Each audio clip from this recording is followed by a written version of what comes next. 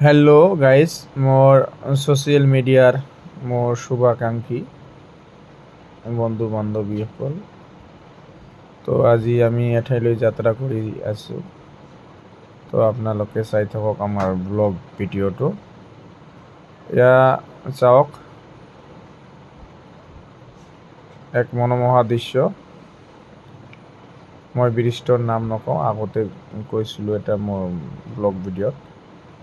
এয়া চাই থাকক, প্ৰাকৃতিক সৌন্দৰ্য, পাহাৰ, নদী, ইফালে এটা ব্ৰিজ হৈ আছে।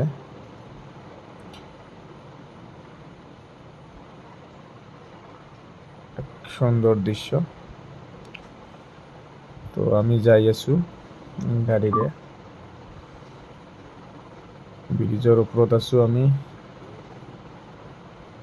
তো আমি এঠাইলৈ যাই আছোঁ, এইটো হ'ল আমাৰ গোৱালপাৰা হস্পিটেলত যাই আছোঁ।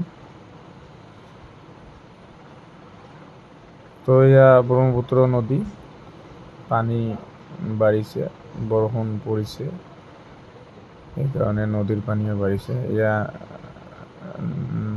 মাছমৰীয়াসকল জালৰ কাম কৰি আছে, মাছ মাৰিব চাগে। এয়া ব্ৰহ্মপুত্ৰ নদী, এক প্ৰাকৃতিক সৌন্দৰ্য। তো একচুৱেলি আমি হস্পিটেলত আহিছোঁ গোৱালপাৰাত। তো হস্পিটেলটোৰ নাম হ'ল আল সালাম হস্পিটেল। তো হস্পিটেলটোৰ নাম শুনিছোঁ আগতে, ভাল হস্পিটেলটো, ইয়াত চিকিৎসা ভাল। তো আপোনালোকে জানে চাগে হস্পিটেলটো কোনে বনাইছে। তো বলক আমি হস্পিটেলৰ ভিতৰত যাওঁ, ভিতৰৰ দৃশ্য অলপ যাওঁ। এয়া সন্মুখৰ গেট। তো ইয়াত গেট পাছ কৰিব লাগিব আৰু গাড়ী পাৰ্কিং কৰিব লাগিব। তো ইফালে চাৰ্ট আছে হস্পিটেলৰ প্ৰাইচ লিষ্ট। তো ইফালে গাড়ী পাৰ্কিং ইফালে কৰিলোঁ। তো ইফালে অলপ দৃশ্য চাওক, ভিতৰৰ